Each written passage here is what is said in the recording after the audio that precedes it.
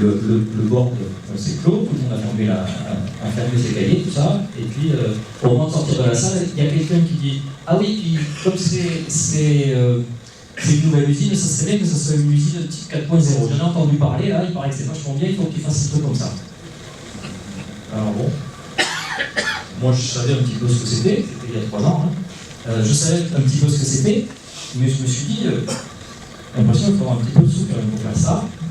Donc j'y suis retourné un mois après m'être renseigné sur ce qu'on pouvait faire, en disant qu'il faudrait un petit peu de budget complémentaire, parce que si on veut faire une usine 4.0, là c'est pas le même niveau, là, hein, c'est un truc un petit peu différent. Ah ben non, attends, le budget a été voté là, maintenant, t'as pas un rôle supplémentaire.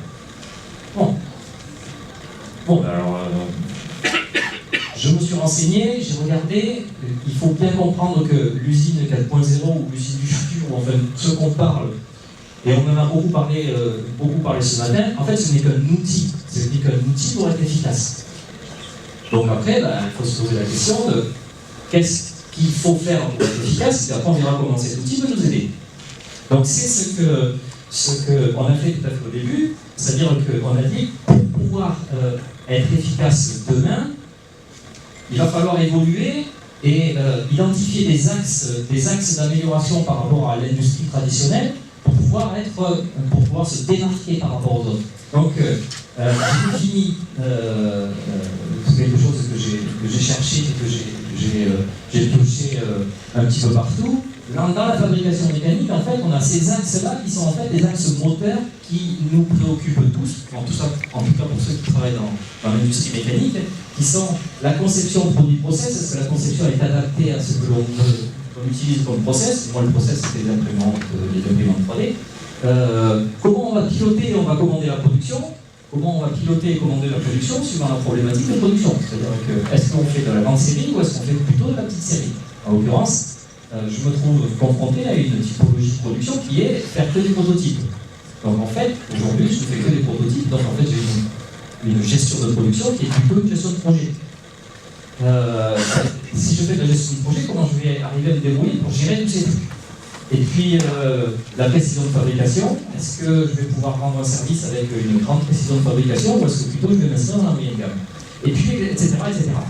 Et donc, par rapport à une industrie que je dirigeais avant et que j'ai caractérisée, j'ai identifié en bleu quelle était ma typologie d'industrie traditionnelle et puis qu'est-ce qu'il faudrait que Thales 3D Maroc devienne demain.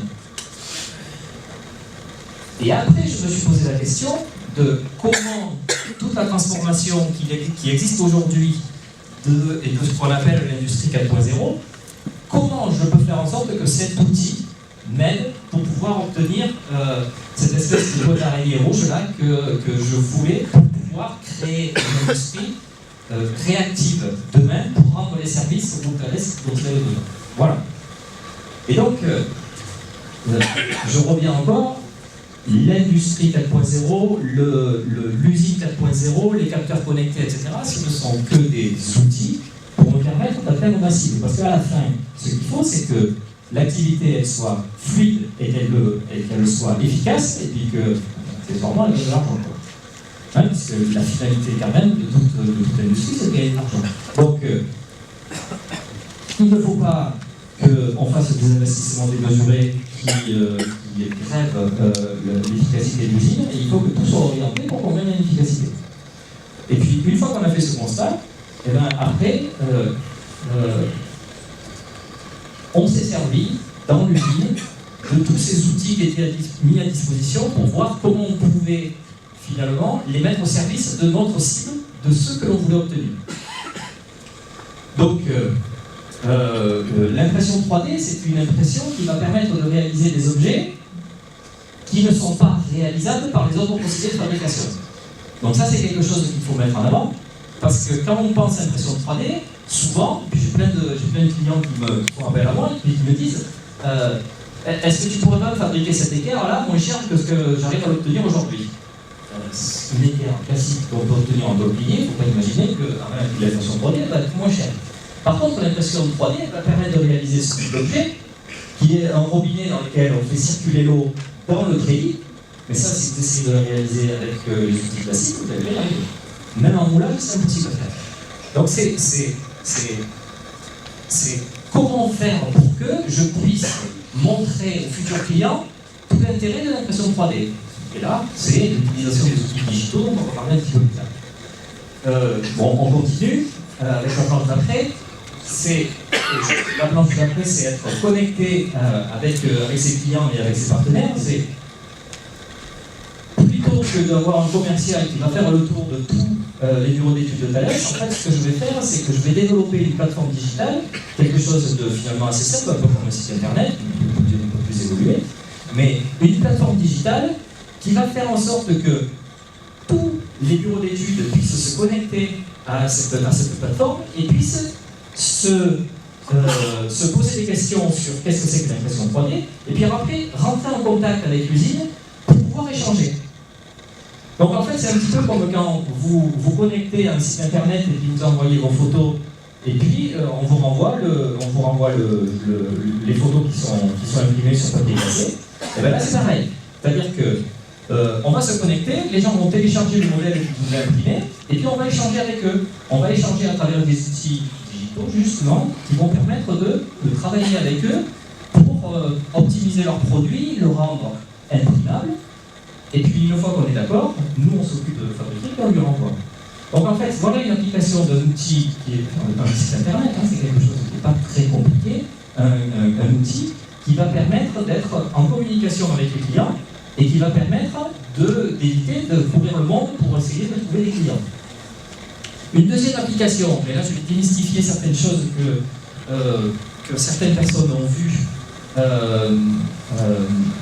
lorsqu'ils ont visité l'usine, et dont on a parlé un petit peu tout à l'heure pour maîtriser les process. Alors, maîtriser les process, c'est l'Internet des objets, c'est trouver des capteurs qui vont pouvoir surveiller le process pour pouvoir le maîtriser, savoir qu'est-ce qu'il faut faire pour pouvoir réagir, etc. Bon, quand on parle d'impression 3D, il y a à peu près, contrairement au fraisage, je veux dire, il y a 130 paramètres à maîtriser pour être sûr d'obtenir des éléments de bonne qualité. Bon, 130 paramètres, c'est un peu compliqué. Aujourd'hui, il y a peu d'acteurs qui sont capables de dire quelle est l'influence de tous les paramètres sur tous les métaux, pour toute forme de pièce. Et donc, aujourd'hui, tout le monde tâtonne un petit peu pour essayer de savoir comment il faudrait faire pour bien maîtriser la technologie. Donc, enregistrer ces paramètres, aujourd'hui, les machines sont capables de, contrairement aux fraiseuses d'ancienne génération, les machines d'impression 3D intègrent déjà pas mal de choses pour pouvoir enregistrer ces données. Donc ça, c'est quelque chose qu'on peut collecter, c'est facile. Par contre, on s'est dit, parce qu'on a eu des galères, on s'est dit, l'environnement, j'ai l'impression qu'il joue aussi. C'est-à-dire, s'il y a de l'humidité, s'il y a des écarts de température, s'il y a plein de choses qui interviennent autour, l'environnement peut jouer quelque chose. Donc on s'est dit, peut-être que ça, il faudrait s'en occuper, c'est de mesurer, voir ce que ça donne, pour pouvoir maîtriser. Et puis après, il y a la poussière. C'est comme on utilise de la poudre métallique, on se dit, cette poussière-là, elle peut être mauvaise pour l'hygiène et sécurité, donc il faudrait quand même regarder un petit peu ce qui se passe dans l'ambiance.